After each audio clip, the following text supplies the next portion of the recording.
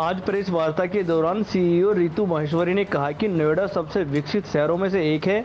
बड़ी जिम्मेदारी शासन द्वारा नोएडा अथॉरिटी को दी गई है। दादरी, नोएडा और गाजियाबाद को और विकसित करने का जो प्लान है और जो शहर का विकास होना चाहिए, विकास नहीं हो पाया है और एसपीओ कंपनी को इसके लिए चुना गया है और जो इस कंपनी को नक्शा बनाने के लिए 10 महीने की समय सीमा दी गई है और इस समय सीमा के अंदर हमें इसको काम को पूरा करना है। और उन्होंने यह भी कहा कि नोएडा जैसे विकसित हुआ है, इसकी तर्ज पर हमें एक और नोएडा विकसित करना है।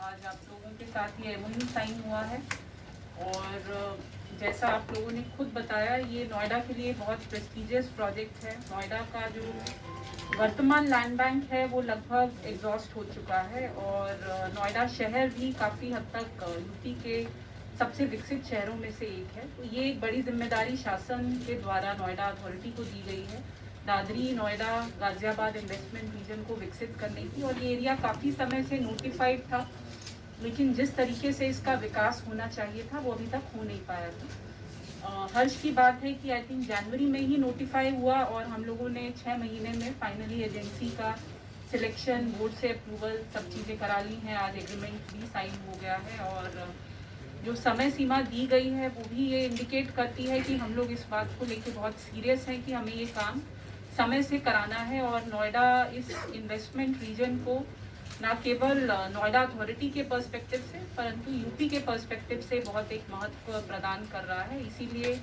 अच्छी एजेंसी हम लोगों ने एंगेज की है और मुझे उम्मीद है आपने अपनी टीम से भी इंट्रोड्यूस कराया, आप लोग आगे भी टीम और लगाएंगे। मेरी आपसे यही अपील, यही अनुरोध रहेगा कि जो भी टीम लगे वो पूरी तरह से इक्विप्ड हो।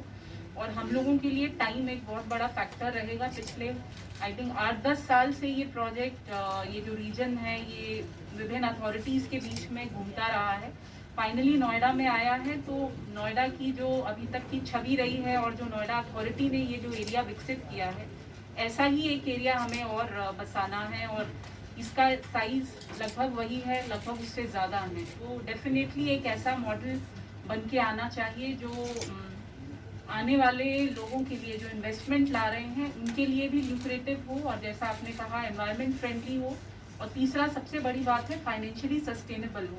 तो तीनों चीज़ों पे आप एजेंसी हमें प्रपोजल देगी कि कहाँ क्या प्लानिंग की जाएगी और किस मॉडल में प्लानिंग हो, जिसमें कितना लैंड है जो मिनिमम, बेयर मिनिमम जो अथॉरिटी को लेना पड़ेगा, कितना है जिसमें प्राइवेट इन्वेस्टमेंट, प्राइवेट बिल्डर्स के माध्यम से डेवलप कराया जा सके।